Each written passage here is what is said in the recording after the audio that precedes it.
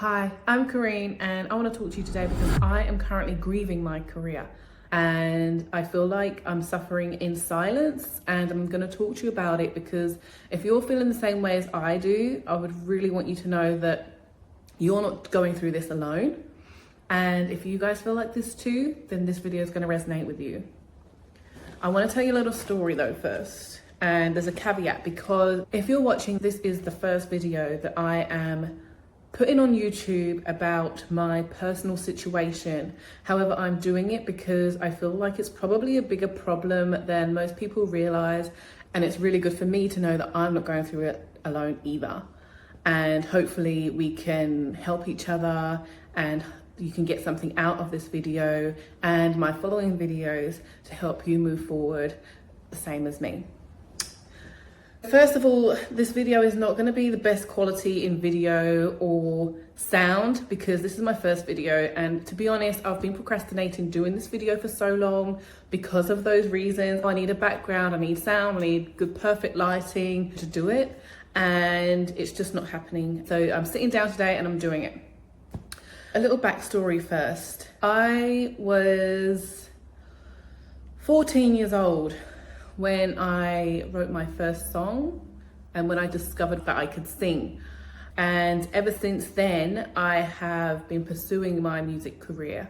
So since I was 14 years old, I've been recording songs, I've learned how to record in my bedroom, I've been to auditions, lots and lots of things that I've been doing, and on my own, because I grew up in a traditional family. My mum was, no, I didn't grow up in a traditional family at all. My mum was a single mother by the time I was 8 years old with 4 children, and she was only in her 30s at the time, 4 children in her 30s. So it would have been very hard for her. We did have a big family on her side though, so they did help out a lot, but she was still a single mum of 4 children. Now, I take great inspiration from my mum over the years because as a single mum of 4 children, she still managed to buy her own home and buy herself her dream car, her Mercedes, by the time she was 40. She's a very inspirational person and she is someone that I've admired growing up. However, when I decided to go to university, I was a late starter. Growing up in school, I always loved creative. I liked graphic design, I liked woodwork. After school, I went to college and I did performing arts, but I never really had the backing of anyone. No encouragement, no backing. Everyone was all about, especially my mum, she was all about getting a decent career so that you can earn money in the future, which is fine, and I know she did it out of love. However, I wanted to go to university and study music, but I was much older as I just worked from the age of 16 out of school. My mother said that if I wanted to do some music, I could do it, but I'd have to do something else first. Now, she'll deny this and she'll tell you that she doesn't remember saying it. You always remember the comments that really touch you. You always do. So she definitely said it, and it's fine. It was out of love. I remember looking through the uni course and thinking, yeah, sure, it'd be fun to experience uni. And I picked the subject that was going to be free to study because I planned on doing my music degree after. So I ended up picking nursing. It paid me £500 per month as a bursary. And so obviously I'm going to want free money and to end up with a degree at the end of it, right? I've heard of nursing, but I didn't really know what they did. Moving forward, I did the degree. I loved my uni. I loved nursing. I've been doing it for the past 13 years this year, which is insane to me. 9 of which has been in intensive care nursing. So even then I bounced around in my nursing career, changing after a year or maybe just before because the roles didn't really fit me. Then I ended up in intensive care because there was lots to learn. It was fast paced and very people orientated, so you can get to know your patients. However, I feel like over the years, in the last 5 years, and I know that because it was just before my son was born, I started to feel a little bit not myself. I wasn't going anywhere. The career that I had planned for myself wasn't really panning out to be what I had expected, and I couldn't put my finger on why. Eventually I decided that what did I really love to do back in school? I love to do graphic design. And here's a lesson for you. Lesson number 1, okay? Back in school, I wanted to do graphic design and I wanted to be an architect. and I wanted to go to college to do it after school. This is why I ended up working and why I ended up in performing arts, because one of the girls in my year at school was also going to study that course, and we didn't get on. She didn't get on with my sisters, and so I decided that I didn't want to go study that anymore because I didn't want to have to study with her, and so I didn't do it. That's choice number one, which took me away from the career that I think might have been the one for me. So that was choice number one, mistake. So I went into performing arts instead. The second thing that I knew that I wanted to do back when I was younger, for so many years, I'd always go to my aunt's house for Sunday dinner, and she'd always have the newspaper out, and I'd always take the property page because I always liked looking at the really nice houses, and I used to dream about just living in one of these beautiful houses. It was always the kitchens and the gardens, the swimming pools that grabbed me, and I was just like, oh, this is so nice, look how big it is, oh my god, it's got 4 bedrooms. And it was like $1 million, or pounds I should say, and back then £1 million was a lot of money. These days it's not so much, but back then it was a lot. And it was definitely gonna be a dream come true if I could ever live in one of those houses. Anyway, my point is, I loved interior design. Decorating was the other thing I liked. I liked decorating my bedroom, designing it. I liked doing my mum's house. I did it so many times. And I think it's because when we were younger, because my mum was a single mum, she did everything. She was the man of the house, like literally. She did all the decorating, she painted, she wallpapered, she tiled, she grouted. And so I think, again, I've got that from her.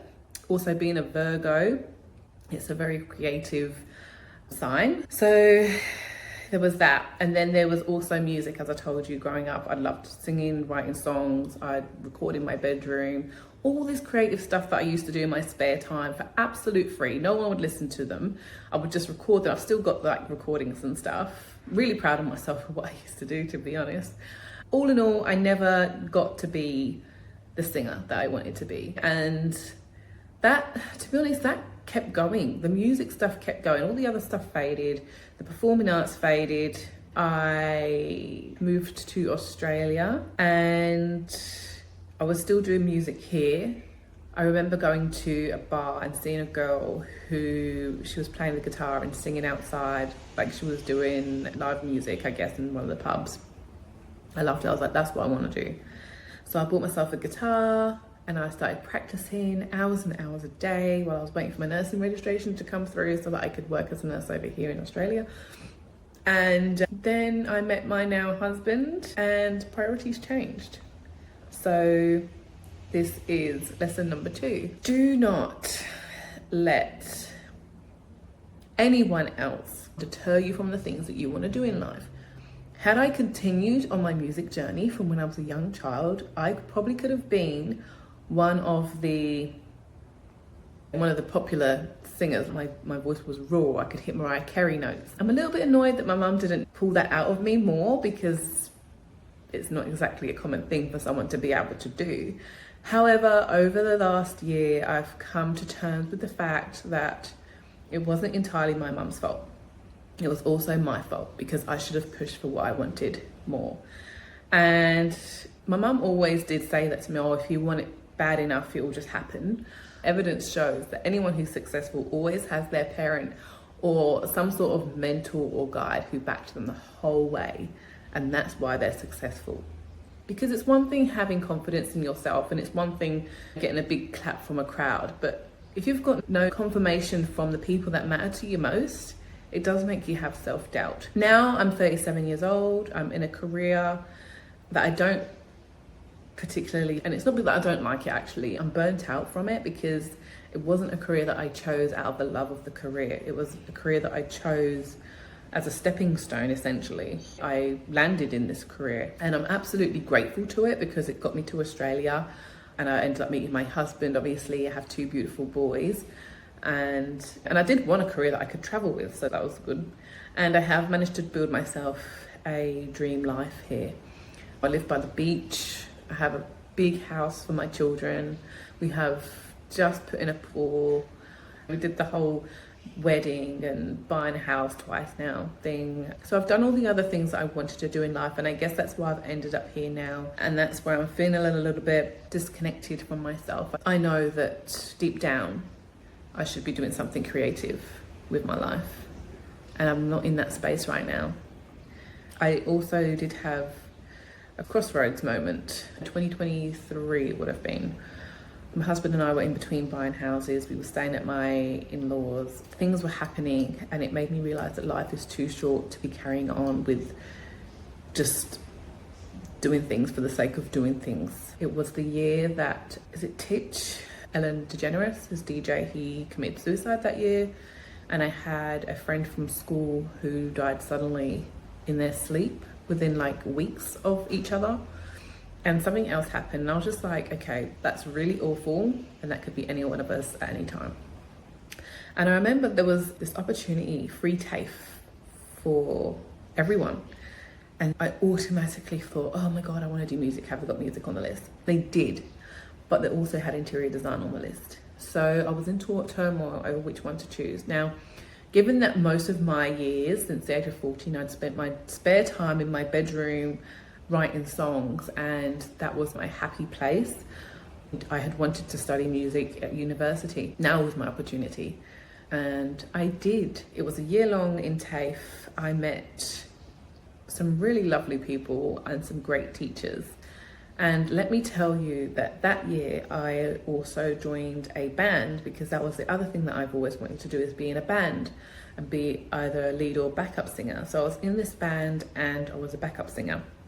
And throughout my TAFE course, I should also say, I was still working 36 hours a week in my nursing. I was doing 3 12-hour shifts, 2 days and a night shift. And then I was going to TAFE 3 days a week. And I was also rehearsing in the evenings with this band. And I learned a lot about myself that year. I was very reflective on myself that year, and I learned a lot about different types of music. I personally have grown up with R&B and pop. I loved R&B, pop, some hip hop, but mostly R&B and pop is my style. And I went to TAFE and I was introduced to all these other artists that I would never have listened to, like the group Toto and whoever sings Pina Colada. I had to sing that song for one of our showcases. The point is, I really enjoyed it. It was a great experience for me. And it also taught me a few things. And this is another point for you guys. Even though you do something and it doesn't turn out how you expected it to turn out, there's still a lesson in there. For me, when I went to TAFE and I did that music course, the lesson that I came out with is that I don't want to be in a band. And I don't think I really want to be a musician. And I'll tell you why. My priorities have changed. So this leads me on to the topic, because all these years I have wanted to be a musician, and for whatever reason I never did it. Now I got a taste of it, and for me it wasn't worth it. All the practicing that we had to do just for a half an hour show or an hour show or a 2-hour show, and then it was all over. For me, I didn't find it very rewarding. Also, I noticed that I'm more of a hermit after 4 o'clock in the evening. I like to be at home. So going out and gigging after hours is my priorities changed, and I didn't want to do it. And so I learned that about myself, and I thought maybe I can just be a recording artist. But I didn't love it enough to weather the uncertainties. So because now I've got a mortgage, I've got children, my priorities have changed. So going into music, it's super competitive. Everybody knows that, because everyone wants to be a musician, right? And they say, oh, if you just believe in yourself, then you'll go far. Bullshit, okay? It's not up to you. That's the thing. It's not up to you. There are so many singers out there who are absolutely amazing and they've never been heard of. Why? Not because they're not putting themselves out there. It's because it's not up to you and I. It's up to algorithms and Spotify and playlists and Taxi Music and all these other library companies that you submit your stuff to, which you have to pay for. And to get what back? It's really uncertain. I think if I was a younger me and I had started years ago, then that would be the way I would have gone. But I also learned in TAFE that you could actually release songs by yourself. I never knew you could release music on Spotify and all these places on your own. I would have done that so many years ago. Instead of hoarding all my music on my laptop, I would have totally taken up the opportunity to release my own music. I was so good at mixing my music back then. And I guess it's just one of those things. It's a hindsight thing. And I'm like, maybe it just wasn't meant to be. Maybe that wasn't meant to be my life after all. And so the last year since then, I've been coming to terms with the fact that I've bought all this music equipment. I paid heaps for it because buying the software is not cheap, and buying the interface and the mic and the stands and all this stuff, it's not a cheap exercise to do if you want to be a musician. And so I've been grieving that, which is, it's fine. I've come to the realization that priorities change, and mine did. So then that left me with interior design. Now, I did try and start my own interior design company, as I mentioned before, just before my son was born. However, I got pregnant and I suffered with antenatal depression. And basically, I don't know if any other mother has suffered with this, but I had never heard of it. I'd heard of postnatal depression, like I'm sure a lot of you have, but antenatal depression is basically in the first trimester, the same thing. So you get depression in the first trimester. I was tired. I was at times despondent. I could just stare at a blank screen for hours. I was completely disengaged in any of the activities that I used to absolutely. I lost all interest in interior design. And then obviously I had bubs, so then I couldn't really pursue interior design. I had to stick at my reliable nursing job to get us through. And that's what I've been doing since, for 2 children. Now's the time to focus on me. And I think that is why I'm getting all these feelings now. This is why I'm feeling burnt out in nursing.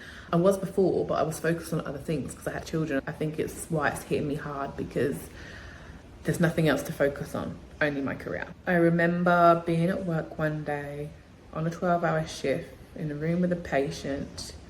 I felt like I had imposter syndrome. I was just doing things on autopilot because I've been doing it for so long. I wasn't getting as much enjoyment out of interacting with my patients as I used to. And overall, I just thought it was a pain to go into work. It was just a chore. I was in a room and something just hit me. I was just like, no, that is enough. I'm not doing this anymore. I literally went on my break. I went on to Seek and I looked for the first job that I could find that was going to take me out of a hospital environment, and I applied. I just needed to get out. And so what I did, I got out and did community nursing for a while. That didn't work out, although the hours were great for the boys, because that's another reason why I quit actually that other job, because the shifts weren't compatible with dropping the kids off at school and stuff. And that's probably partly why I felt so stressed. I was late to work every day and it was a nightmare. But the community job was 8 till 4, so it was really good hours, but that didn't work out. And that's when I became a casual nurse, which I'm doing today. Now, this is why I am grieving, because I've been thinking really hard about what I want to do. And the one thing that keeps coming back to me is this interior design.